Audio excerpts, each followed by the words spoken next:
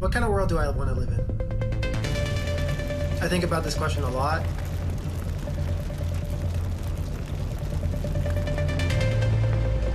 For our generation and for specifically my group of people, which is refugees, the circumstances might dismantle any vision of the future that we have. You're trying to rebuild, you're trying to make a future for yourself, and then the climate-related disaster comes and you start again. It's not about how it's affecting you now, it's about how it's affecting you your entire life. First step to understand is that we're all a part of it. None of us are going to be left out by the crisis. We're at a stage where if we don't act now, really there won't be very much left. There are generations that will never see certain things that we grew up seeing in real life. We have to start treating this like the emergency it is. To achieve the 17 Sustainable Development Goals, we have to go from an intention to a serious commitment. Business leaders really need to rethink how they conduct their business and invest in creating systems that are climate friendly. The action I would like to see is accountability. Structures being put in place where countries aren't just asked to do something, but they're kept accountable to the decisions that they make. There has to be that strong collaboration between government, between corporations, between youth activists to drive change forward. The world I would want to live in is a world where imagining the future is not a privilege. I want to live in a world where people do not give up on hope that a positive change is possible. The fact that you're listening today means that you are willing to make a change.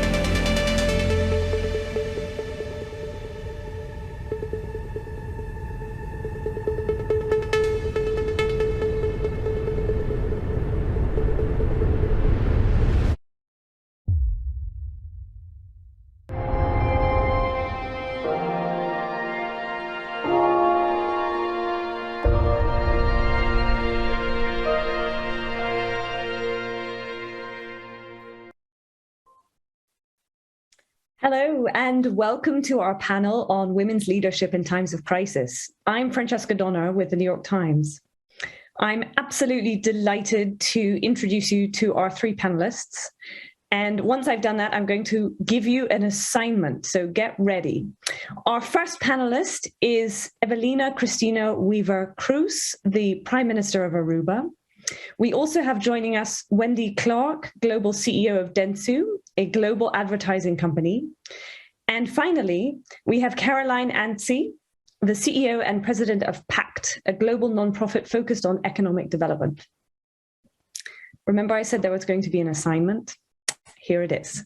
We would like to begin this by asking you, our audience, to respond to a question. Which leadership qualities have stood out to you as leaders address the crisis caused by the pandemic?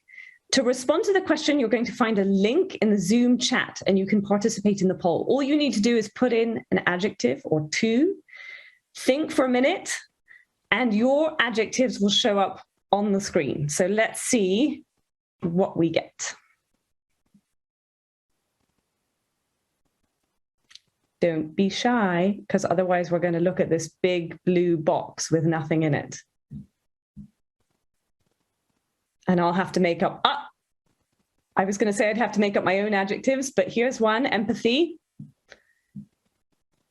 Anything else? It's staring at me.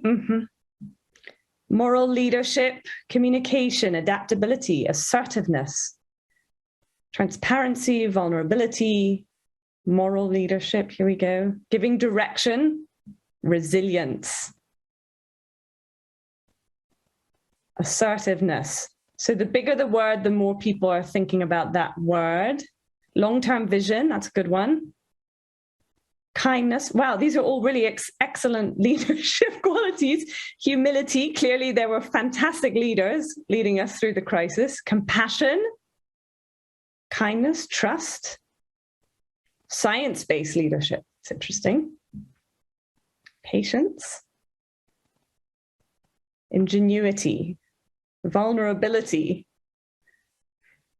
Okay, I think we might be ready to, they took it away. I was going to read a few more, but that's fine. We are going to move on and start with our panel. So I already introduced our panelists, and believe it or not, as I was thinking about what my first question would be, I labeled it empathetic leadership. And it's funny because I really didn't know how this word cloud would turn out, but that seems to be the biggest leadership quality that people are thinking about. I've heard talk of the importance of empathy and leadership countless times this past year.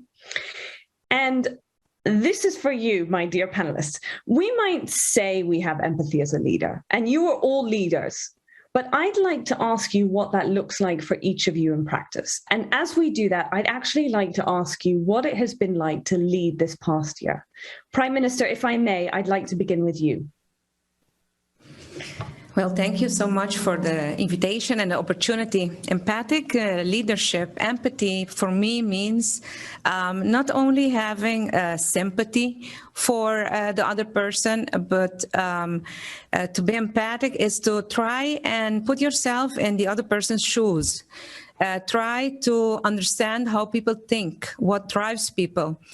And I also agree definitely with all the comments given prior, that empathy is the single most important quality that we would need in all our leaders. And I tend to believe as well that in female leadership, you find empathy much more present than in male leadership. And this past year has been this past 1.5 years has been very challenging here in Aruba. Aruba is a small island in the Caribbean. Our main economic pillar is tourism, and we were hit very hard by the COVID pandemic. The IMF has indeed declared that Aruba was one of the hardest hit countries in the Caribbean region due to our large dependency on tourism. So it was very difficult. We had to close the borders at a certain point in time in March of last year for a couple of months. And that has been the hardest decision that we had to take in Aruba. But we did it, and empathy was very important. Not only, I don't say that only because I'm the Prime Minister being a woman here, but other leaders in our crisis team were also, there was a large female leadership present in our crisis team. And together we tried to understand what it meant for everybody. It was a global pandemic. It hit every country differently. And within every country, it hit every citizen differently. And I think that that is what has helped us a lot in Aruba. We try to understand, we try to put ourselves in the shoes of the people, even those that we were not in agreement with, but to try to understand what drives them in order to take that into account when making decisions that have a long-lasting impact on our island. Thank you. That was really thought-provoking. You covered a lot. And I also heard a bit of decisiveness when we were thinking about leadership qualities. You had to go into lockdown, you had to do it fast, and it was not an easy decision, no doubt. Wendy, if I might kick this question to you, what has it been like for you to lead over the past year? Yes, thank you, Francesca. And back to your question, I wouldn't build much more on the Prime Minister's answer around empathy. I think it was very clear. The one thing I'd say, I think as a leader, when we lead with empathy, we are also patterning and showing the way. It wasn't just leadership that had to be empathetic, but we also had to have colleague to colleague empathy, right? We had, as a community, we had to come together with our clients. We had to have empathy. So you pattern the leadership attributes that you want in that moment. And I think it was important. I started my job just over a year ago. So I started a job, never being able to meet one person. I started it on this camera. Sometimes I hate this camera and sometimes I love this camera. But that's how I started a job. I have 45,000 people in this company. I have met roughly, until this week, about 30 of them. I'm sitting in the UK. I am American. I traveled here this week. This is the first time I've met more people in over a year. So that was incredibly challenging. But look, we were in it together. The transparency of the frustration I think we all felt, and just working through that, but knowing we need to stay focused and deliberate in what we're trying to do for the company was really important. So those are some of the things I experienced. Yeah, and it sounds like also sort of really managing an extraordinarily distributed team in really unprecedented way. Caroline, let's hear from you if you have anything to add to these extraordinary adjectives. Thank you. Well, like Wendy, I also started when we were already in lockdown. So I've been CEO for 18 months, and I think I've met 4 or 5 people. I think the pandemic kind of redefined how we think about leadership. We tend to think leaders must lead. I think in the pandemic, leaders had to an extent follow as well, which meant they had to listen. I mean, we work in 40 countries. We have 20 overseas offices. At one point, everybody working at home. And people's psychological mood really went up and down. So there were times when people wanted to do trivia and virtual happy hours. And then there were times when people just said, we can't put on the camera. We don't want to put on the camera. We're feeling too low to put on the camera. And I think I found my job was to, in a sense, mirror some of those moods and go with that flow and be much more flexible, I would say. And amazingly, we were able to deliver everything. Every project was delivered on time and with impact.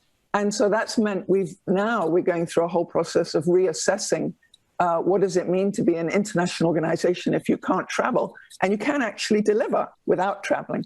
But I think the empathy meant really listening and picking up on the moods, which isn't so easy when you're not meeting people in person. But even on Zoom, you can learn to read people. Thank you.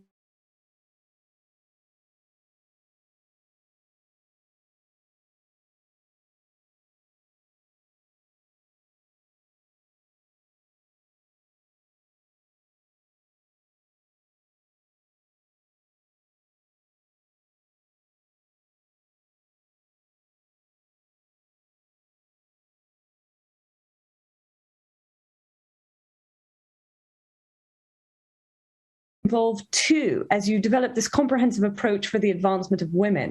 That's quite bold. And I'd love to hear from you. What did you think most urgently needed to be addressed? And I'd like to also ask, how has that changed or not changed post or during and post-COVID? Well, sometimes it's difficult to remember how things were before the pandemic because of the impact. But indeed, I am the first female prime minister in Aruba. I have been sworn in 4 years ago on November the 17th, 2017. I'm also the second prime minister because I was sworn in yesterday for my second term.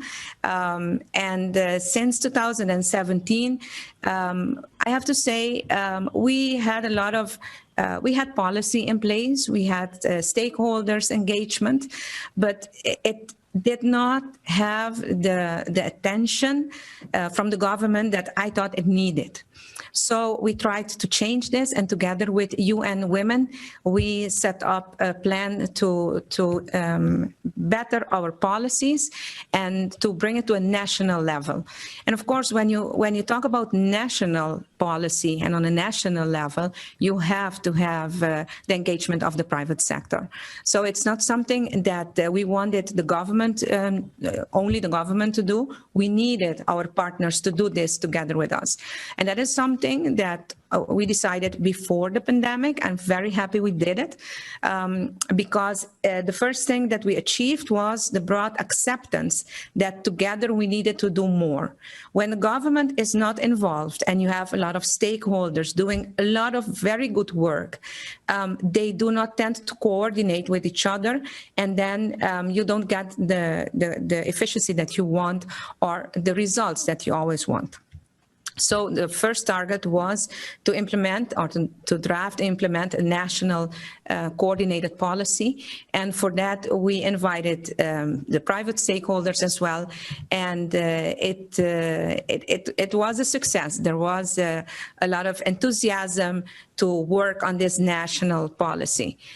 And then COVID hit. And that made me realize that it was indeed the best decision that we could have taken before the pandemic to engage everybody, because suddenly the government had to take care of everything. It's a small island, a beautiful island. Aruba is a very beautiful island, but still a very small island with limited resources, limited capacity. So the fact that we engaged them before the pandemic hit helped us a lot during the pandemic. So I'm very, very happy we did it. We all know that during the pandemic, the most vulnerable group has been affected much more than the rest. And women and children are part of this group. And we really, post-pandemic, we need more engagement than we had prior to the pandemic, because we risk losing a lot of the advancements that our generation and the generation before us has achieved for women. I'm standing here because my mother was not inhibited by being a woman and wanting to achieve everything that she wished. And she did it because my grandmother also thought she wanted to be a professional. She wanted to teach, and she did it until she was 79 years old or something like that. Because women believed in themselves, they allowed their daughters also to believe in themselves. And that is something that we are risking now in losing, because women have lost more jobs than men here in Aruba, worldwide. Women were the ones that stayed home more with the kids when there were no schools. Women preferred attending with the family instead of pursuing their careers. That is the effect of the pandemic. So we need to realize that we are now a step behind compared to pre-COVID. And we need much more collaboration, much more partnership and engagement from all the sectors on the island in order to eliminate this arrear that we now have, and in order to step and bounce back much stronger than we were before the pandemic. Thank you. You know, I'd love to ask you a very quick follow-up, just in a few words. I'm curious, and we do need to get to our other panelists, so really a few words. Did you get pushback? Were there naysayers saying, why focus on women, even pre-COVID? Why focus on women? Or during COVID, we have too many other important things to do. Why not set this aside for another time? Did you ever hear that kind of thing, or not so much?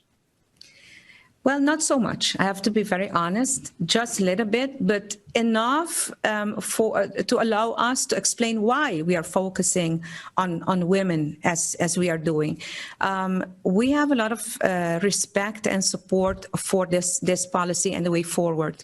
I think that we gained that through the engagement that we tried to do before COVID. So not too much pushback, just a little bit, but enough in order to keep the balance. Yeah, it probably helped that the stakeholders were stakeholders and involved. So interesting. Yes. I'd like to draw on this thread a little bit, actually, and sort of thinking about collaboration and stakeholders. Wendy, in COVID, my understanding is that you found yourself working hand in hand with companies you may also have viewed as your competitors. And I'd love to explore this a little bit. You know, what are some of the ways that businesses, and by extension, perhaps politicians and other leaders, might set aside differences and think long term about doing things that make the world better for everyone, rather than just thinking short term gains? But it's a great point. I mean, it's certainly around our sustainability and our social impact agendas. We've got to think outside our four walls. It's critically important inside our four walls to deliver on our commitments. But that has to be a part of our overall desire to stare down some of these pernicious challenges that society is facing. And if we get a jump on something, if we have a program that works, if we have an initiative that helps us deliver on those targets, I almost feel duty-bound to share that outside the four walls. Because, gosh, the exponential power of us all doing something that works starts to get traction in, staring down some of these challenges. So, we've talked very much, we just made a reduction in flight emissions commitment, for example. Well, we've done all the math and long work behind getting to that flight emissions reduction. We should share that. That jumpstarts someone else into making the same commitment. Those may be our competitors in our sector and in our industry. That's okay. That's okay. I don't want to compete and win on something that stands in the way of societal benefit. So in the very same way we made a gender commitment, we'll be gender equal by 2025. All the work we've done behind that, all the initiatives we have behind that, we are fully sharing openly because we think that that's the right thing to do. So I think in a phrase, you have to know when to compete and when to collaborate. Yeah, I'm going to ask you an outrageous gender follow-up question. Get ready.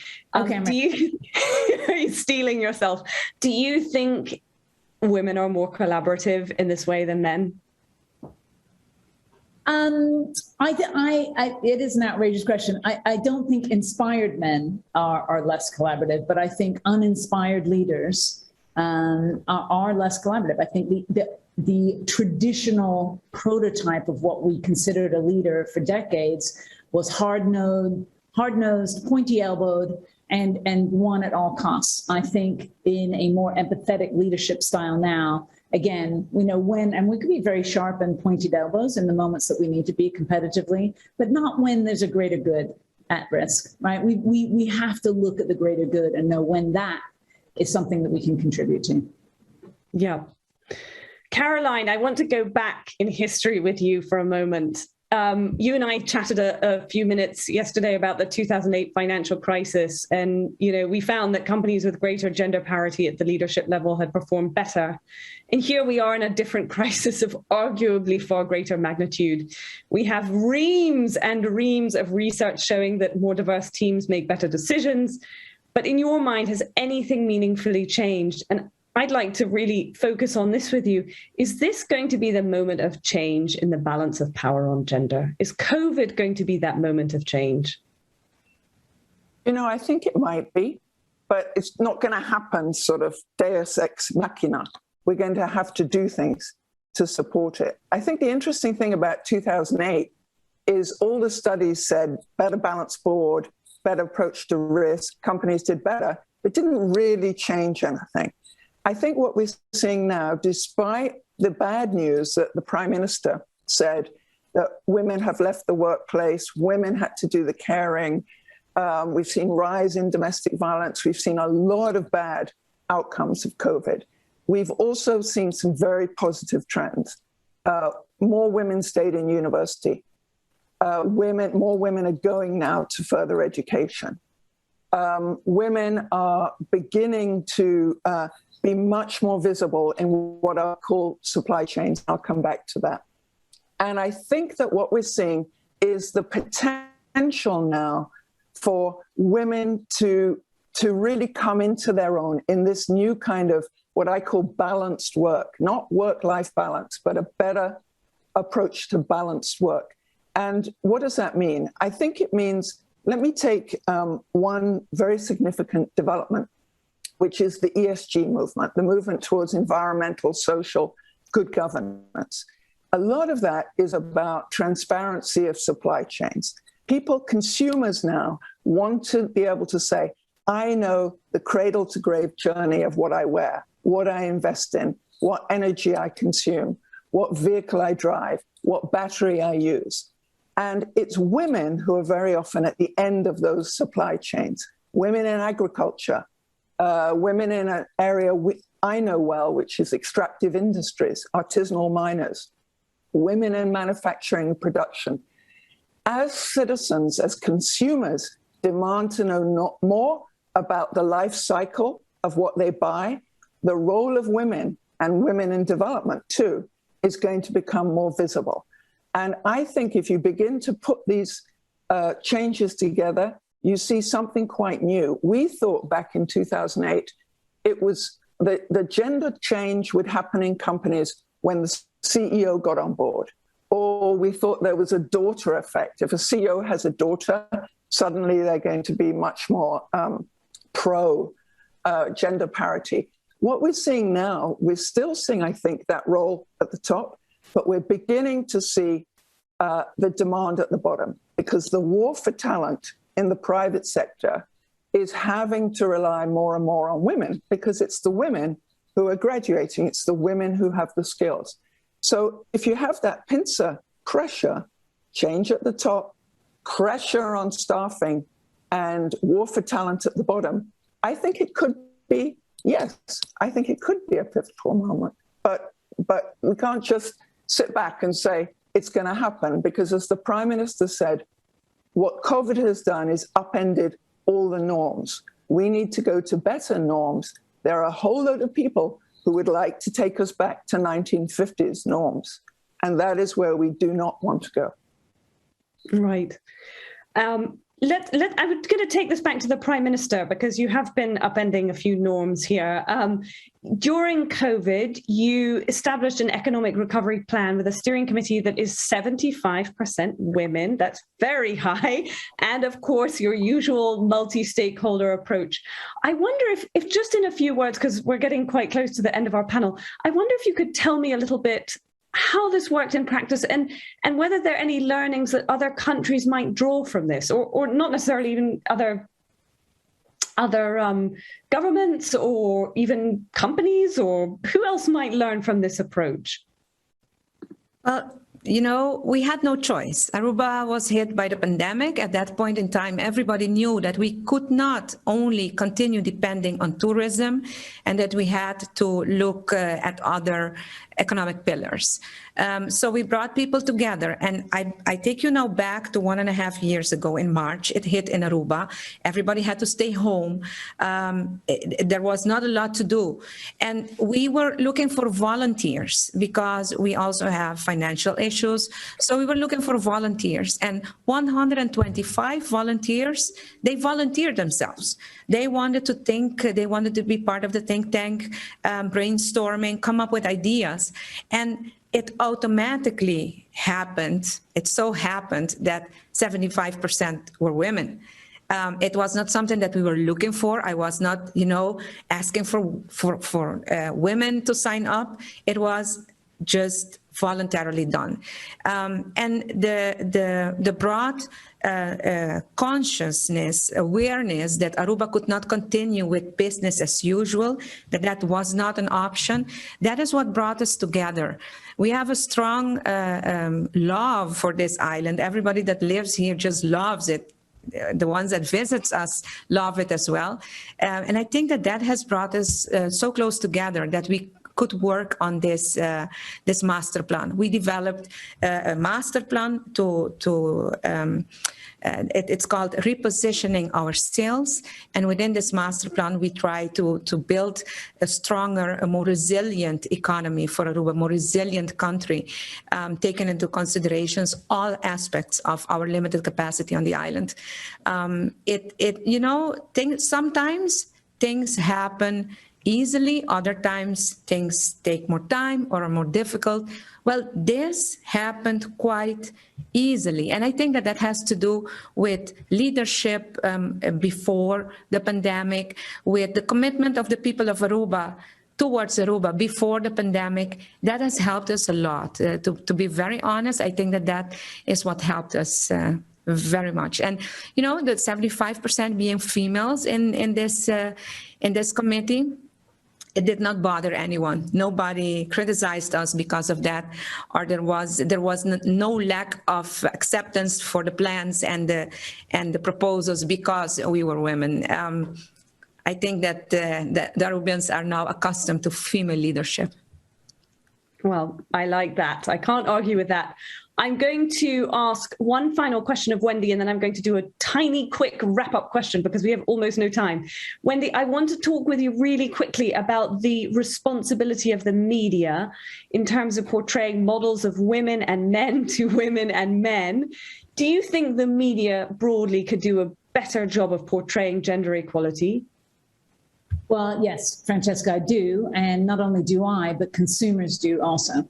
And so consumers, we've run some research with See Her in the United States, just as a proxy. Consumers believe that media and brands have a deep responsibility to portray women and gender equality in a way that is leading and in keeping with our ambitions. At the same time, consumers don't see brands and don't see media doing enough around that. And so this is a strong majority in these cases. These are numbers upwards of 60, 70% of consumers saying this. So we have a lot of work to do. We have a lot of responsibility, but we also have a lot of power and opportunity here. So it's a call to arms for my industry and certainly for the marketers around the world to consider how we use our brand narrative, and then for media and your industry, Francesca, to do the same.